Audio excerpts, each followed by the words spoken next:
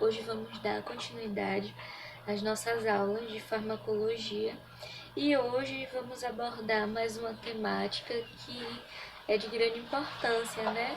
Para que vocês consigam fazer a administração das medicações de forma correta, para que entendam um pouco mais das medicações, né? Hoje a gente vai estar falando sobre as formas de apresentação das medicações. Vamos estar falando das formas farmacêuticas dessas medicações, certo? E antes da gente iniciar, antes da gente começar a falar sobre as formas farmacêuticas, né, sobre a forma de apresentação dessas medicações, eu vou falar para vocês, né, alguns conceitos importantes, né? Continuar falando sobre alguns conceitos importantes, que na aula passada a gente falou sobre alguns conceitos importantes e hoje a gente, antes de falar das formas de apresentação, das formas farmacêuticas, a gente vai falar mais alguns conceitos importantes, né? Primeiro, o que é que vem a ser uma forma farmacêutica, né? Uma forma farmacêutica é a maneira física como esse medicamento vai se apresentar, né? Por exemplo, um Lasix, né? Uma dipirona líquida, uma dipirona em comprimido. Essa é a forma como essa medicação vai estar se apresentando, né? Um medicamento simples. O que é um medicamento simples? É aquele que é usado a partir de um único fármaco, né? De uma única substância. Por exemplo, um xarope de vitamina C, certo? E um medicamento composto. Um medicamento composto é aquele que é preparado a partir de dois ou mais fármacos, né? Por exemplo, um comprimido de ácido salicílico com cafeína, né?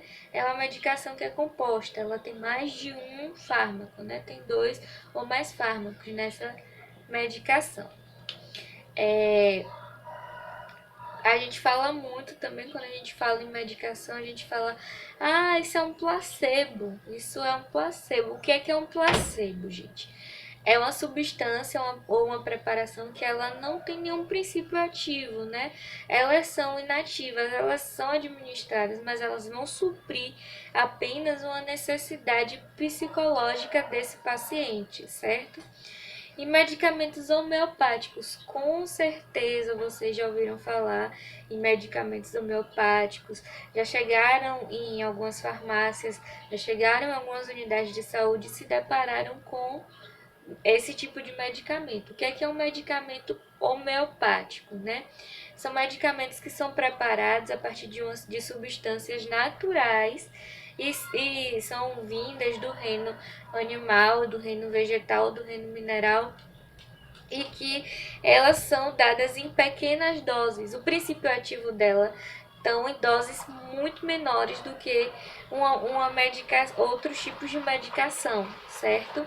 O medicamento fitoterápico, vocês já se depararam com essas medicações também? Vocês com certeza já fizeram uso de algum medicamento fitoterápico, com certeza. E o que é um medicamento fitoterápico, né? São medicamentos que são obtidos a partir de plantas medicinais. Então, quando a gente vê que tem uma pessoa que toma um chá, que faz alguma preparação com algum tipo de planta, é esse princípio aí, um princípio fitoterápico, né? A gente inclusive vê aí que aparece muita gente vendendo fitoterápico. Em algumas farmácias também vende fitoterápico. A fitoterapia, inclusive, é, é, é um, tem um programa de fitoterapia que é instituído, que as unidades básicas têm esse programa, nem todas vão estar distribuindo, vão estar fornecendo fitoterápico, mas é um programa que é instituído pelo Ministério da Saúde, certo? E tem outros dois conceitos, né? Medicamento de referência, ou medicamento de marca, e medicamento genérico e medicamento similar, né? Qual a diferença entre eles? O medicamento de referência ou medicamento de marca é todo medicamento inovador, aquele medicamento que origina dor, né? Ele tem uma eficácia, ele é seguro de usar, ele tem a qualidade comprovada por estudos científicos e todo medicamento de referência ele vai possuir um nome comercial, né? A marca vai estar em sua embalagem, né? Diferente de um medicamento genérico. Um medicamento genérico, apesar dele conter o mesmo fármaco, conter a mesma dose, mesma forma farmacêutica, mesma forma de apresentação, né? Apesar de ser administrado pela mesma via, com a mesma indicação terapêutica que o medicamento de referência, a diferença dele, além do preço, por ele ser mais barato do que o medicamento de referência, ele não passou por todos os estudos, né? Por todos os ensaios clínicos para verificação dos efeitos colaterais que um medicamento de referência passa. Mas isso não significa que ele não seja um medicamento eficaz. Ele é sim um medicamento eficaz, né? E desde 1999, todos os medicamentos genéricos, eles precisam comprovar a sua eficácia, a sua segurança e a sua qualidade, né? Através de estudos. Não os mesmos estudos, né, que os medicamentos de referência passam, mas eles passam por estudos, sim, né? E um detalhe importante é que vocês, com certeza vocês já notaram, é que os medicamentos genéricos, eles na sua embalagem, eles sempre vão apresentar, né, vão apresentar ali medicamento genérico, que é para que quem esteja comprando saiba, né, que se trata de um medicamento genérico, certo? E outra coisa, quando se prescreve uma medicação, geralmente a gente vai prescrever, né? O médico, o cirurgião, dentista vai prescrever a medicação.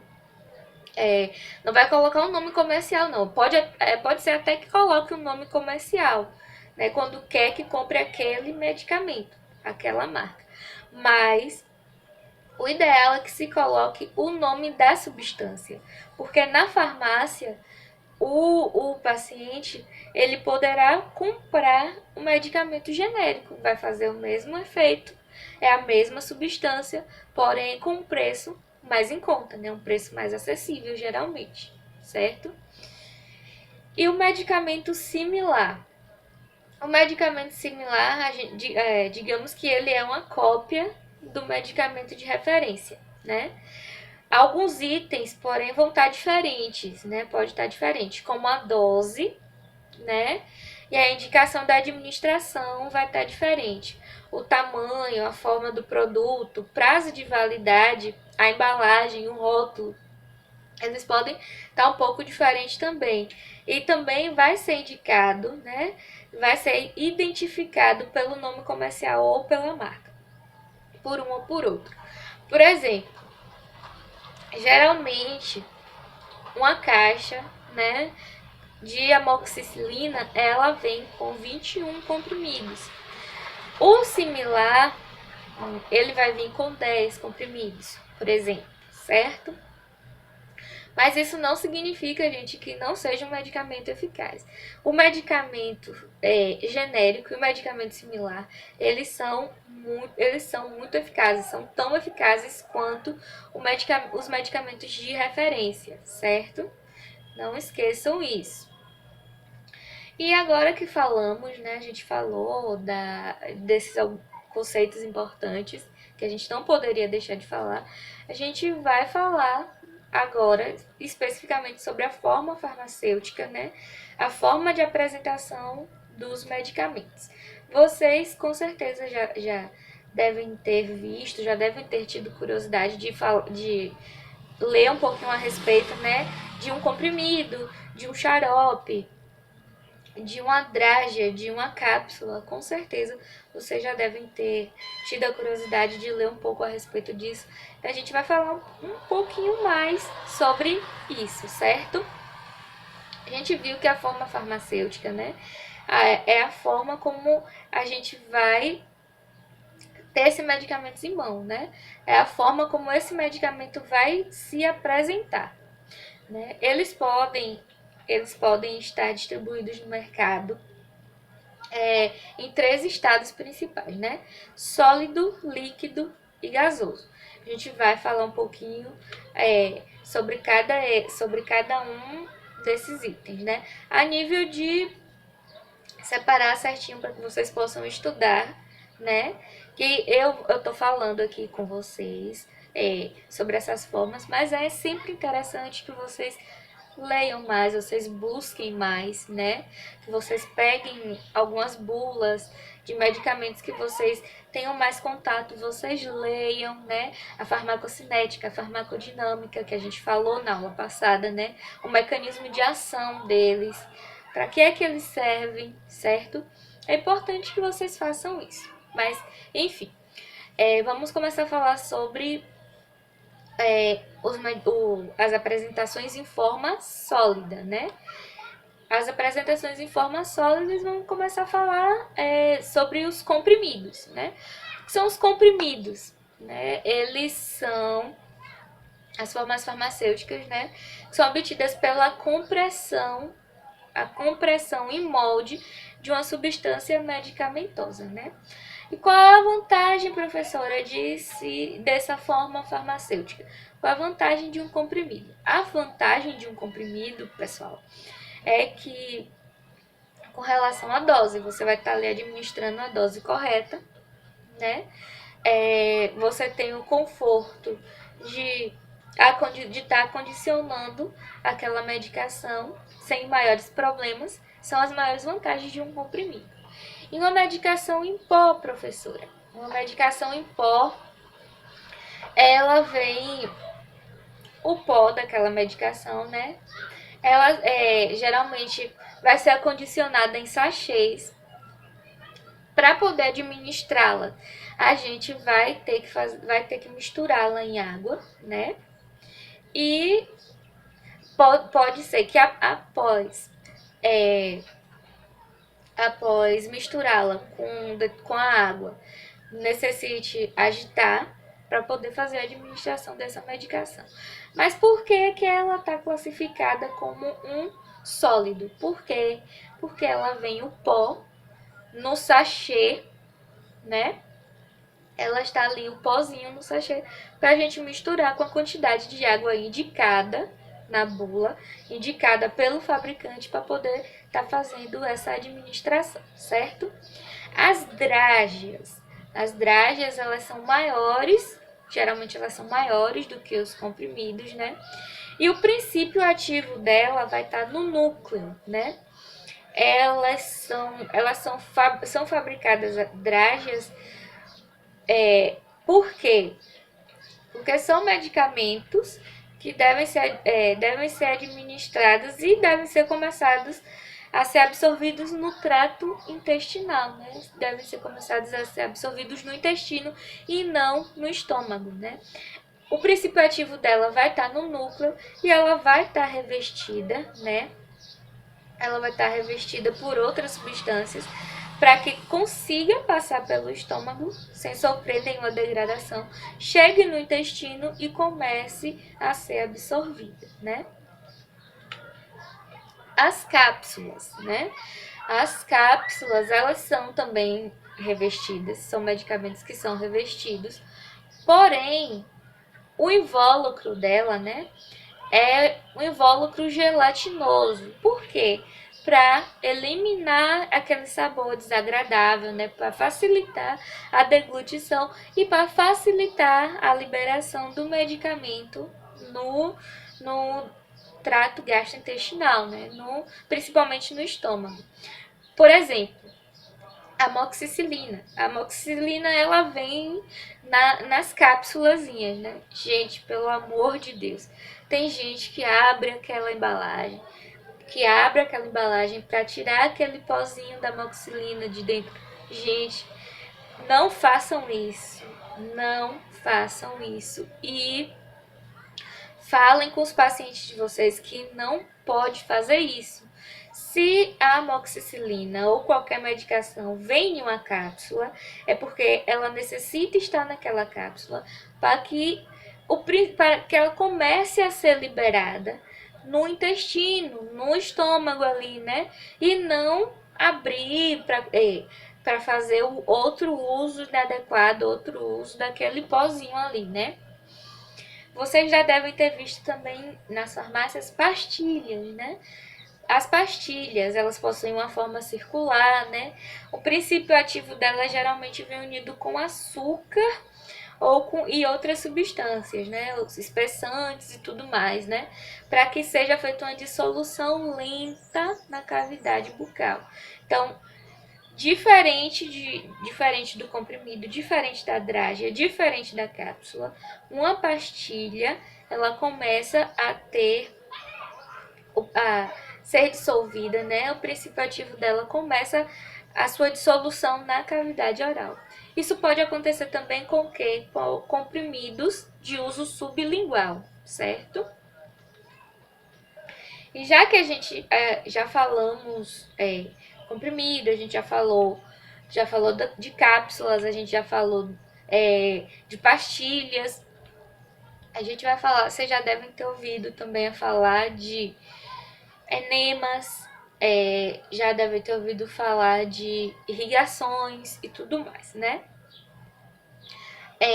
Por que ela está classificada como um sólido? Porque geralmente ela vem ali em uma embalagenzinha, né, gente? Sólida para poder ser administrada, né? E a composição ali dela vai variar de acordo com a indicação, né? Diferente, por exemplo, de um supositório, que pode ser um formato de óvulos ou formato de lápis, aquele formatinho comprido que a gente chama lápis, né? Que é um formatozinho cônico, né? Ele vai se destinar principalmente à aplicação retal, podendo ter uma ação local ou sistêmica, né? E os granulados, assim como o pó, eles vão ser, para serem administrados, eles vão ser misturados a líquidos. Mas por que eles são classificados como sólidos? Porque eles são pequenos grãos, né, gente? Eles são pequenos grãos. Eles podem ser efervescentes ou não, né? E após a diluição ali total desses grânulos no líquido, aí esse líquido vai ser administrado, certo? Um exemplo de um grânulo, né? De um medicamento granulado. Aqueles sais de fruta, o heno, por exemplo, ele é granulado, então ele é um sólido que precisa ser misturado a um líquido para poder ser administrado, certo, gente? Falamos dos sólidos, agora vamos falar dos semissólidos, certo? Os semissólidos. Vamos começar pelas pomadas, né? As pomadas, elas estão em formas pastosas, né? Ou semissólidas, elas são semissólidas. Elas são constituídas por um óleo, que vai ser o veículo, né? E o princípio ativo, que vai ser um pó. Essas pomadas vão servir para várias enfermidades, né? Vão ser prescritas para vários tipos de enfermidade. E vocês vão administrá-las, né? Conforme a prescrição, certo? Os cremes também. Os cremes vão ser exclusivamente para uso tópico, né? Na pele, na epiderme, né? Eles vão ter ação ali da epiderme ou um pouco mais profundamente na endoderme, né? Vão poder ser de uso também retal ou uso vaginal, né? Os cremes, né? E assim como as pomadas vão ser administradas conforme a prescrição. É importante que vocês leiam sempre a bula da medicação para que vocês tenham domínio da medicação que vocês vão administrar, né? Sempre perguntar se o paciente tem ou já teve algum tipo de reação àquela medicação, se já fez uso daquela medicação alguma vez, certo? E tem também o unguento, gente. Ele possui uma aparência de papa, aquela aparência assim, meio de papa, e é utilizado em áreas do organismo que estejam geralmente doloridas ou inflamadas. E podem ser extraídas a partir de plantas, de gorduras animais ou de resíduos vegetais, né? Então essas são as formas de apresentações semissólidas: cremes, pomadas, ungüentos. Aí a gente tem também o gel, as loções e as pastas, né? O gel, ela tem aquela consistência mais gelatinosa, formada por, assim como a pomada, vai ser formada por uma substância que é de estado sólido e uma substância que é de estado líquido, por isso que ela é um semissólido, certo? As loções, geralmente elas são formadas por um pó insolúvel em água ou por uma substância dissolvida em um líquido espesso. E para que ela seja administrada é necessário agitá-la antes, né? Agitá-las para poder passá-la, já que é uma loção.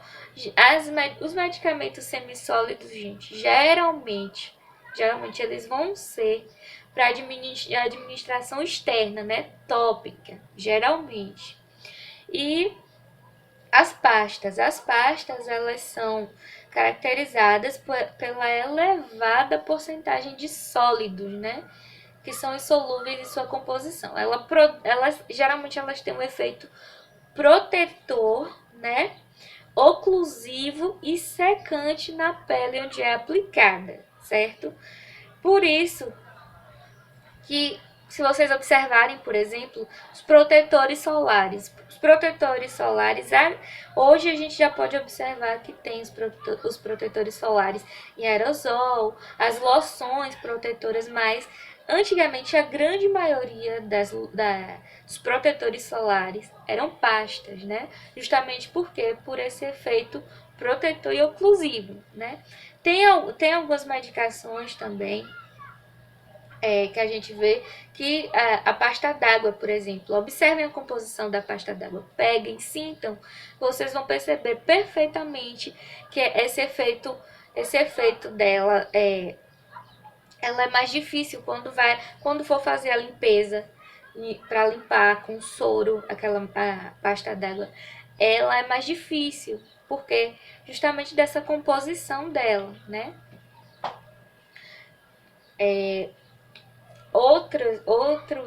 Outras formas de apresentação líquida, né? As soluções. As soluções, ela é uma mistura homogênea de líquidos, né? Ou de um líquido e um sólido. Elas são homogêneas. Ou seja, não vai ser preciso, quando for administrar, agitar uma solução, né? E um xarope, por exemplo, um xarope, diferente de um elixir, por exemplo, um xarope ele tem 2/3 de açúcar em sua composição. E a suspensão ela é composta de uma substância insolúvel, né, que não vai se dissolver em seu veículo. Por isso que tem que agitar, né? Diferente das soluções. As soluções não precisam agitar. As suspensões precisam agitar. É importante, sempre que vocês leiam na embalagem ou leiam na bula, agite antes de administrar, agite antes de usar. Sempre é importante que vocês façam isso, gente. Como eu falei, né? O elixir, ele é uma preparação líquida, né? Geralmente eles não contêm açúcar, né? São destinadas ao uso oral e contêm umas substâncias que vão dar cheiro a essa medicação, certo? Uma emulsão. Uma emulsão é feita a partir de um líquido, que pode ser uma água, e um óleo, 2 líquidos, né, é feita a partir de dois líquidos. Pode ser uma água ou um óleo, por exemplo, ou uma substância hidroalcoólica, ou uma substância glicerinada, né? Enfim, são substâncias que possuem dois líquidos em sua composição. Emulsão. Um exemplo de emulsão, que com certeza vocês, não sei se vocês já ouviram, antigamente as crianças tomavam muito aquela emulsão Scott, aquela emulsão de óleo de peixe. As crianças antigamente tomavam muito, né? E pra gente finalizar falando da classe das formas farmacêuticas líquidas, vamos falar dos colírios, né? Os colírios, elas são as substâncias, soluções aquosas, né? Para utilização na mucosa ocular. São substâncias estéreis. Por isso que, além, né? Toda medicação deve ter cuidado. Deve ter todo um cuidado na preparação, no momento da administração. E os colírios, uma atenção maior quanto à validade, quanto ao momento que você for administrar, tá sempre com as mãos bem lavadas, utilizar luva, utilizar todo o aparato, todo aquele protocolo que vocês com certeza já aprenderam em outras disciplinas para poder estar fazendo a administração dos colírios, certo? Agora a gente vai falar sobre as medicações em formas gasosa, né? Primeiro de tudo, o gás, que é o principal, o oxigênio, né? Vocês viram a respeito da administração da oxigenoterapia em outras aulas, né? E os aerossóis, né? Os aerossóis, eles apresentam pequenas quantidades de substâncias diluídas nesses gases, né? Tanto que para utilizar essa medicação são empregados nebulizadores, vaporizadores, né? As bombinhas, por exemplo, certo? São exemplos de medicamentos em aerosóis, tá? Vocês já viram a respeito das medicações em estado gasoso nas outras disciplinas. Mas se vocês tiverem alguma dúvida, na terça-feira a gente vai estar tirando essas dúvidas, certo? E um resuminho para que vocês consigam ficar bastante por dentro das formas farmacêuticas, né? Vamos falar da via de administração e a principal forma farmacêutica. A via oral, por exemplo, via oral, é a que a gente vai administrar, o paciente vai ingerir pela boca essa medicação, né? Quais as formas farmacêuticas? Comprimido, cápsulas, pastilhas, drágeas, gotas, xarope, suspensão, né? Via sublingual, que a gente falou mais lá no início da aula, né? Para colocar debaixo da língua, né? Os comprimidos sublinguais. E atenção, quando for fazer a administração desses medicamentos sublinguais, você vai falar para o paciente colocar a medicação embaixo da língua. Não é para chupar a medicação, não é para mastigar a medicação, é para colocar a medicação embaixo da língua e deixar a medicação que naturalmente ela vai ser dissolvida ali, né? Via parenteral. Parenteral é a via injetável, né, gente? Soluções e suspensões injetáveis, né? Que a gente vai ter o maior cuidado para ver que via vai ser essa. Se vai ser intramuscular, se vai ser endovenosa, se vai ser subcutânea, né? Ter o maior cuidado. Via cutânea, né? Que a gente vai pela pele. Qual a forma farmacêutica? Soluções tópicas, pomadas, cremes, loções, géis, adesivos, né? Via nasal, pelo nariz, os sprays, né? As gotas nasais, né? Via oftálmica, que é pelos olhos, né? Os colírios, tem algumas pomadas oftálmicas também. A via auricular, gente, que é pelos ouvidos, né? As gotas auriculares otológicas, né? As pomadas auriculares também, a via pulmonar, gente, né? Pela respiração, aspiração, os aerosóis, as bombinhas, né? Pela via vaginal. Os comprimidos vaginais, os cremes, as pomadas, os óvulos que a gente viu, né? Por via retal, né? Os supositórios e os enemas, certo?